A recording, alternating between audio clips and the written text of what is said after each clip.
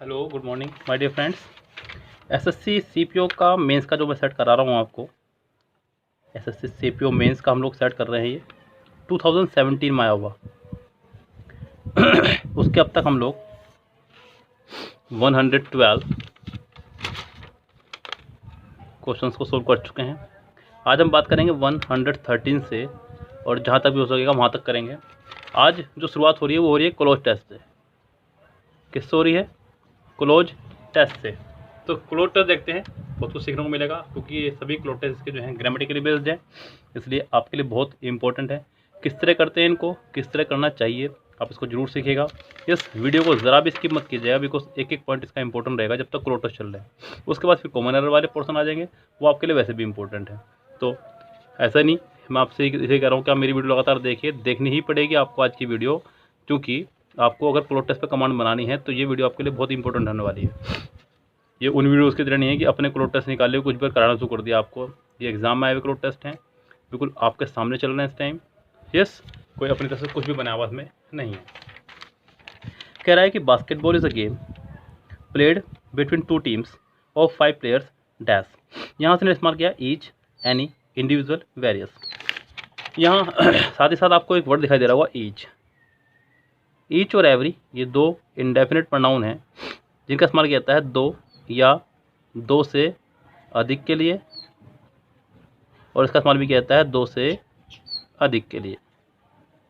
दो या दो से अधिक में से प्रत्येक, दो से अधिक में से प्रत्येक। लेकिन इसका इस्तेमाल तब किया जाता है जब संख्या हो आपकी फिक्स, जब संख्या हो आपकी फिक्स। और इसका इस्तेमाल तब किया जाता है जब संख्या फिक्स ना हो, जब संख्या फिक्स ना हो तब इसका इस्तेमाल किया जाता है। अब यहाँ पे कह रहा है कि basketball is a game played between two teams. Two कह करके उसने ये कह दिया, फिक्स कर दिया है। जब फिक्स कर दिया है तो आपके लिए बहुत ज़्यादा इजी हो गया है कि आपको यहाँ पे ईच ही लगाना होगा। Basketball is a game played between two teams of 5 players each on a rectangular court usually indoors. फिर से ईच आ गया है, अब तो बिल्कुल कन्फर्म है कि ये वाला हमारा पोर्सन ठीक है। ईच टीम ट्राइस एक वर्ब है, फिर दूसरी भी वर्ब है क्योंकि बाय से पहले है, हालांकि थर्ड फॉर्म हो सकती थी अगर पैसिव होता तो। ईच टीम ट्राइस वर्ब से वर्ब को जोड़ने का काम करती है आपकी प्रपोजिशन टू।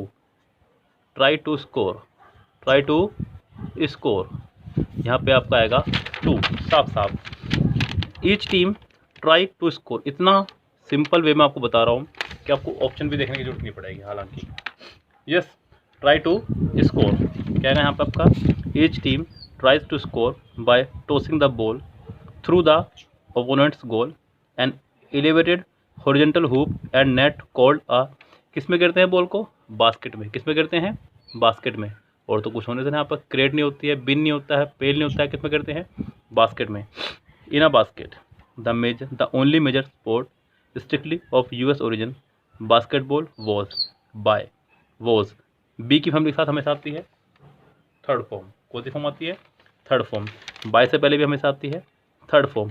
अब थर्ड फॉर्म में से कितनी है? इन्वेंटेड थर्ड फॉर्म है, इन्वेंट थर्ड फॉर्म नहीं है, इन्वेंट फर्स्ट फॉर्म है, इन्वेंटिंग एनजी फॉर्म है। तो कौन सा आएगा? सिर्फ और सिर्फ ए। आपके पास ऑप्शन बचते ही नहीं है। 116 में आपका ऑप्शन आएगा A. Invented by James Naismith टेस और about December. Date plus month मैंने आपको बताया एक बार पहले भी कि डेज नेम के साथ में, किसके? डेज नेम के साथ में, और डेट प्लस मंथ के साथ में हम लोग प्रपोजिशन लगाते हैं ऑन। कौन सी लगाते हैं? Preposition on. जहाँ पे कौन सी प्रपोजिशन आ जाएगी आपकी? ऑन आ जाएगी प्रपोजिशन आपकी यहाँ पे ऑन। बहुत तेज हवा चल रही है बच्चों, मैं भी चाहूँगा, थोड़ा डिस्टर्बेंस हुआ है माहौल, तो यहाँ प्रपोजिशन आ जाएगी आपकी ऑन। यस, तो ये था आपका सेट में आया हुआ पहला क्लोज टेस्ट। अब चलते हैं नेक्स्ट क्लोज टेस्ट की तरफ। उसमें क्या कह रहा है उसको भी देखते हैं, लेकिन आप बहुत सावधानीपूर्वक, बहुत ध्यान से देखते रहिएगा। बहुत इंपॉर्टेंट होने वाली है आपके लिए वीडियो। क्यों? क्योंकि क्लोज टेस्ट हो रहे हैं। क्या हो रहे हैं? Cloze test. और क्लोज टेस्ट का हर पार्ट आपके लिए बहुत इंपॉर्टेंट हो जाता है, क्योंकि सबसे टफेस्ट पार्ट है ये एग्जाम का। बच्चों के अक्सर मेरे पास ये बात को लेकर मैसेज आते हैं, सर क्लोज टेस्ट मत छोड़ेगा बस। यस, तो इसलिए आपसे कह रहा हूँ कि क्लोज टेस्ट करते रहिए, ध्यान से करते रहिएगा। देखते हैं नेक्स्ट सेट। कह रहा है कि डैश अक्टूबर 12, 1492 फिर से आ गया आपका date plus month, date plus month.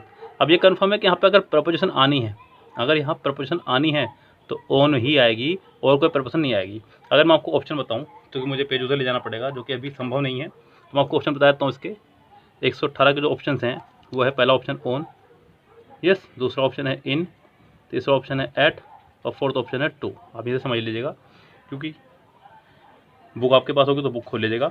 On October 12, 1492 the Italian dash Christopher Columbus, Italian dash. अब यहाँ पे आप ध्यान रखना कि यहाँ पे डैश है, यस, इसको याद रखिएगा आप बस खाली। अब चलते हैं हम लोग आगे के पोर्शन पे। आगे क्या है portion, Italian dash,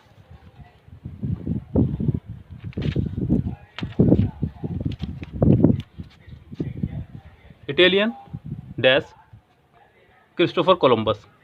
Christopher Columbus, जिसको ये कहा जाता है इसने भारत की भी खोज की है। देखिए, भारत की खोज कहा जाता है इस तरह से, लेकिन ये नहीं कहा जा सकता कि इससे पहले भारत नहीं था। भारत की खोज, अमेरिका की खोज, भारत की खोज नहीं की, सॉरी, इसने अमेरिका खोज की थी, भारत की खोज की थी वास्को डी गामा ने। माफी चाहूँगा, जीके मेरा कितना मजबूत आपको दिख गया हुआ है।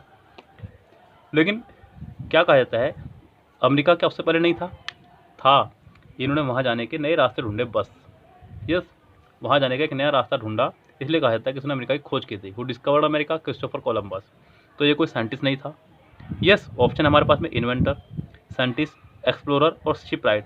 इन्वेंटर और साइंटिस्ट नहीं लगाएंगे, इसके लिए लगाएंगे एक्सप्लोरर। क्या लगाएंगे, एक्सप्लोरर, यानी कि खोज करता, ऐसा खोज करता जो अपने जो घूमता फिरता रहता हो, इस तरह खोज करता। तो 119 में आ जाएगा आपका explorer. C, Columbus landed us on a small island in a Caribbean which he named San Salvador and claimed for Spain. The country that had dash his voyage, the country dash had voyage बोलते हैं यात्रा को। Option हमारे पास में enemy. कौन सा option है, थोड़ा छोटा करना पड़ेगा। ऑप्शन है एनिमी, जी नहीं, बिकॉज पीछे हेड खड़ा हुआ है, थर्ड फॉर्म की आवश्यकता है, तो ये तो आने से रहा। कंपटीटर आने से रहा। बाइकआउट का मतलब होता है रफा दफा कर देना, बाहर निकाल देना। यहाँ पर जाएगा स्पॉन्सर्ड, क्या जाएगा आपका यहाँ पे, sponsored his voyage, the country that had sponsored his voyage. ये दो तो पहले बाहर हो गए, सिर्फ ये दो बचते हैं आपके। तो sponsored his voyage dash Columbus was not actually the first European to reach the America. अब यहाँ पे थ्रो, बिकॉज, फॉर और ऑल दो, इसका फैसला लूँगा मैं सेंटेंस को पढ़ के। आप भी सेंटेंस पढ़े पहले एक बार। Dash Columbus was not actually the first European to reach the America, comma. आपने एक रूल पढ़ा होगा ग्रामर का, मैंने भी कई बार पढ़ाया है, और वैसे भी आपने पढ़ा होगा, इतना भी कोई आप नादान नहीं है, इतना भी कम पढ़ के नहीं आए हुए आप लोग। रूल है दो, इवन दो और ऑल दो, इनके साथ में या तो आता है यट या आता है कोमा। क्या आता है यहाँ पे, कोमा। तो यहाँ कोमा ही है। यहाँ पे क्या आएगा, ऑल दो। क्या जाएगा यहाँ पे, although Columbus was not actually the first European to reach America. हालांकि ये कोलंबस कोई पहला अमेरिकन नहीं था, सॉरी पहला यूरोपियन नहीं था अमेरिका पहुँचने वाला। And millions of indigenous people already lived there. He has traditionally been in dash in the United States as the discoverer of the Americas. Celebrated, hated, ignored and exalted. तो यहाँ पे he has traditionally been, क्या लगाएंगे यहाँ पे आप लोग, यहाँ पे लगाएंगे हम लोग celebrated. Yes, देखिए ध्यान से, he has traditionally been celebrated in the United States as the discoverer of the Americas. इसके नाम पर जो है एक उत्सव मनाया जाता है, यानी कि सेलिब्रेट किया जाता है, क्योंकि इसने डिस्कवर किया था अमेरिका को। अमेरिका को डिस्कवर से मतलब अमेरिका जाने के उसने नए रास्ते खोजे थे। As the discover of the America, the first Columbus day dash, बात हो रही है सेलिब्रेटेड की, तो यहाँ पे भी आएगा celebration he. Yes, the first Columbus day celebration took place dash, सिर्फ और सिर्फ यहाँ पे आया है टाइम, ईयर, पास्ट का ईयर आया है, तो यहाँ पर आप लगाएंगे इन। क्या लगाएंगे यहाँ पे, इन। अगर यहाँ पे फ्यूचर का समय होता तो आप लगाते बाय। इन 1792, इन 1792 ऑप्शन नहीं दिख रहा है आपको, ये देखिए यहाँ पे पहले वाले का ऑप्शन यहाँ पर है सेलिब्रेशन, और यहाँ पर जाएगा इन 1792, इन 1792 124 में। चलते हैं आगे, थोड़ा सा और मैं इसको छोटा करूँ जिससे आपको दिखाई दे। The 300th anniversary of his dash Columbus day celebration dash in popularity over the decades that follow. The 300th anniversary of his departure exist arrival जब वो वापस आया तभी तो मनाया गया ना उत्सव। The 300th anniversary of his arrival Columbus day celebration dash in popularity over the decades that follow. Grew growing grown grows. यहाँ आप नियमों से काम करें।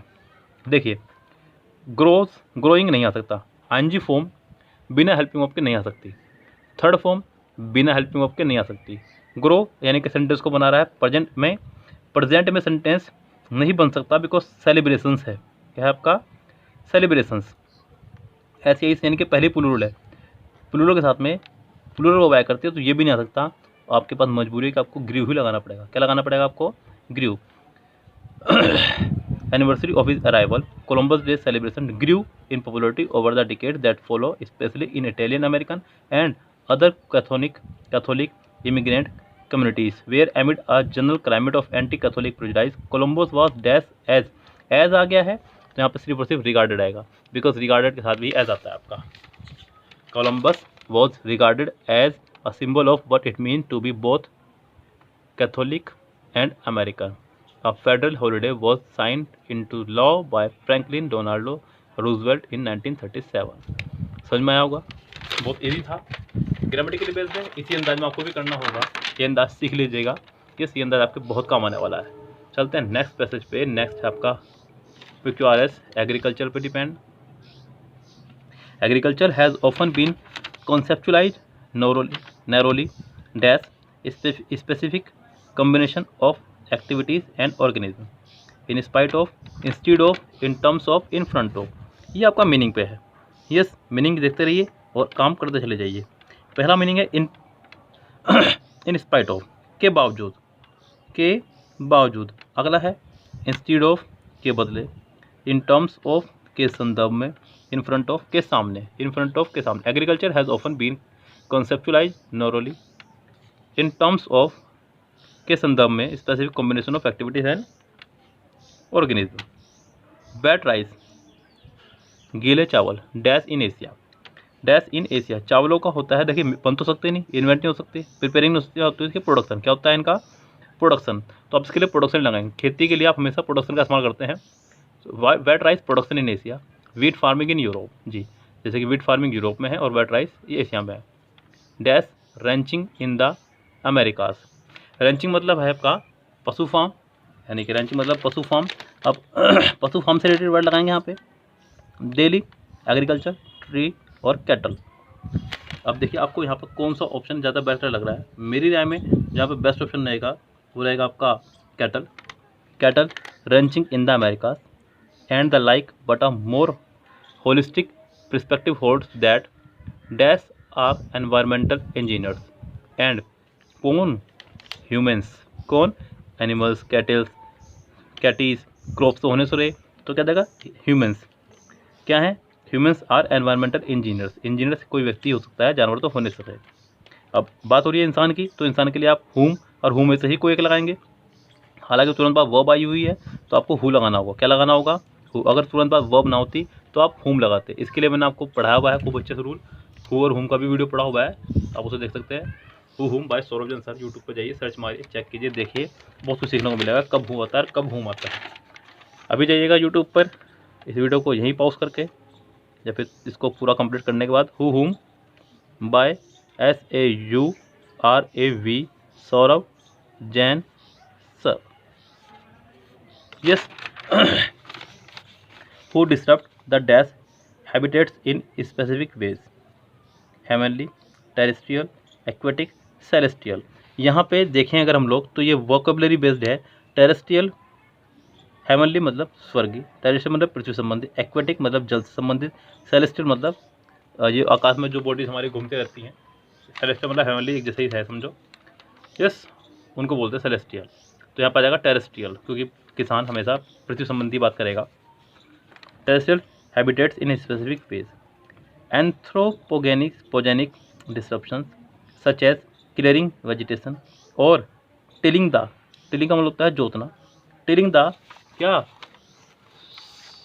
Chunk tree water soil, soil tilling the soil cause a variety के बाद of आता है variety of localized changes.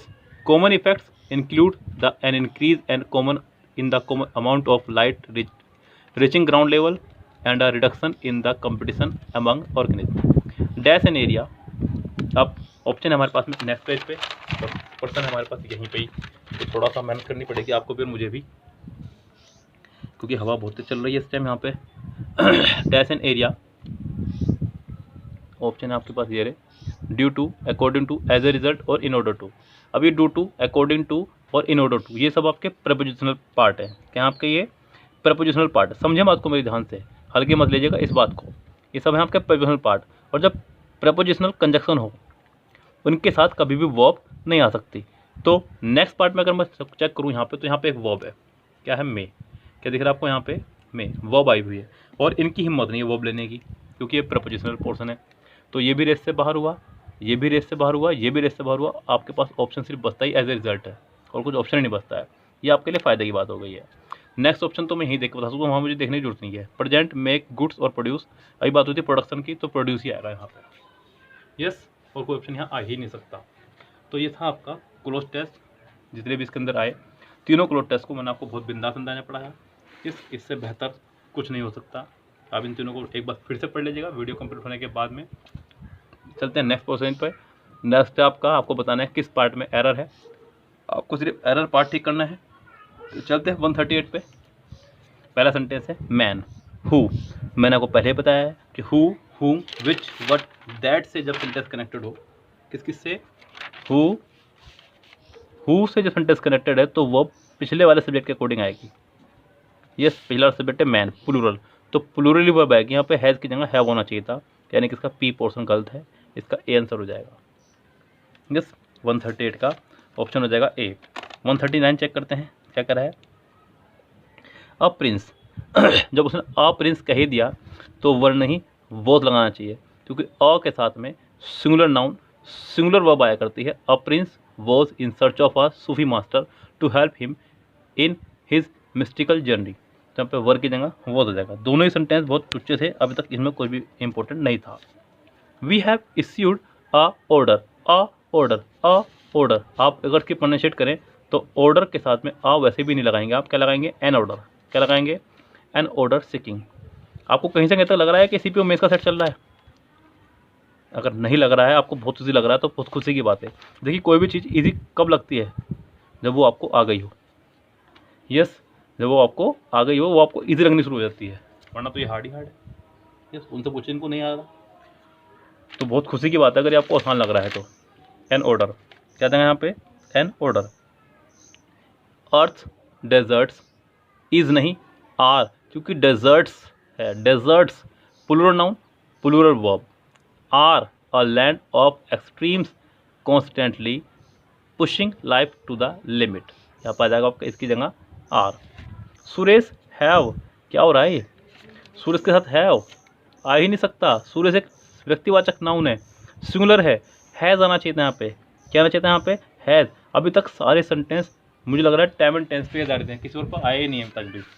Suresh has never encourage nor condone violence, यानी किसके पी पार्ट में गलत है, यानी कि ए पार्ट। नेक्स्ट सेंटेंस बड़ा है, ध्यान से, बड़ा भले ही है लेकिन हार्ड नहीं है, ये सोच के मन में चलें।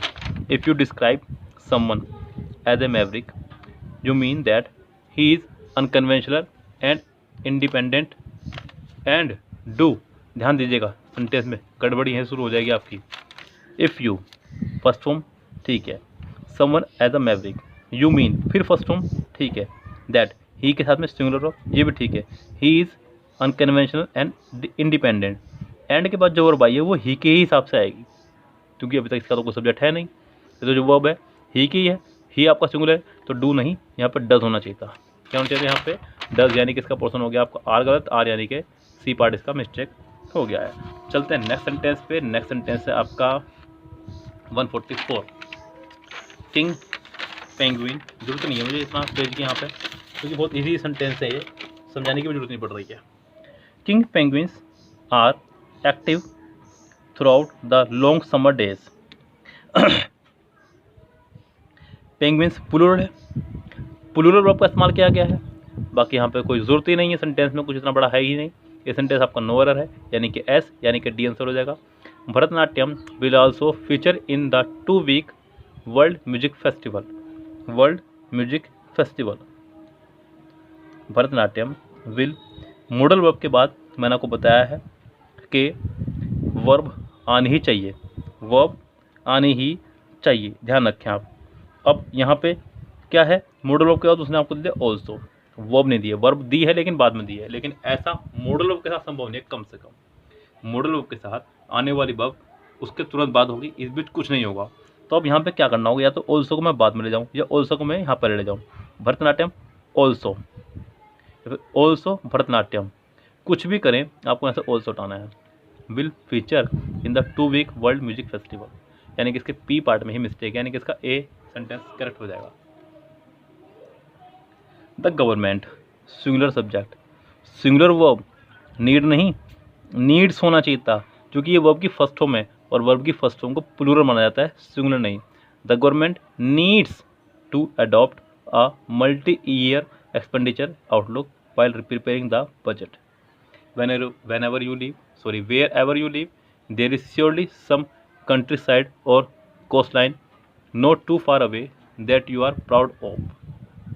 सेंटेंस के किस पोर्शन में मिस्टेक है, इसको देखने के लिए हम लोगों को इसको ध्यान से देख लीजिएगा, सेंटेंस बाय सेंटेंस चलते चले जाइएगा। कह रहा है कि whenever you live, wherever you live, ये तो ठीक है। There is surely some countryside or coastline not too far away that you are proud of, यानी कि मुझे नहीं लग रहा है कि सेंटेंस में कुछ भी मिस्टेक है, जो होना चाहिए था वो सब कुछ है। यू के साथ फर्स्ट फॉर्म है, देर का सिंगुलर वर्ब, यस बिल्कुल ठीक है, क्योंकि आगे भी सिंगुलर है कंट्री साइड, फिर आगे कुछ है ही नहीं, यू के साथ आर है, ये भी ठीक है। सेंटेंस आपका नो एरर है, एस इसका मिस्टेक हो जाएगा, यानी कि इसका आंसर हो जाएगा आपका डी। क्या हो जाएगा इसका आंसर, डी। यस चलते हैं नेक्स्ट सेंटेंस पे। नेक्स्ट सेंटेंस है 148। Through out the history humans has, ये है आपका सेंटेंस गलत। Through out the history humans कहा उसने, ह्यूमन्स, तो जब ह्यूमन्स कह ही दिया है तो आपको प्लूरल वर्ब का इस्तेमाल करना चाहिए था, यहाँ पे हैज़ की जगह हैव होना चाहिए था। Throughout the history humans have, क्या होना चाहिए था यहाँ पे, have, plural noun plural verb. बहुत अच्छे समझ में आ रहा है ना, जो लोग नए हैं उनको भी समझ में आना चाहिए। यस, तो ऐसा ना हो कि मतलब अगर आपको कहीं भी लगे कि सर पेन कॉपी का इस्तेमाल कीजिए, पेन पेपर का, तो मैं इस्तेमाल कर सकता हूँ। हालांकि सेंटेंस बहुत ईजी है, इसलिए मैं इस्तेमाल नहीं कर रहा हूँ। बहुत ईजी, बहुत ज़्यादा ईजी सेंटेंस है, इसलिए डायरेक्ट समझ में चल रहा है काम। Scientist intended to reintroduce and conserve grey wolfs in their original habitats, in their original habitats.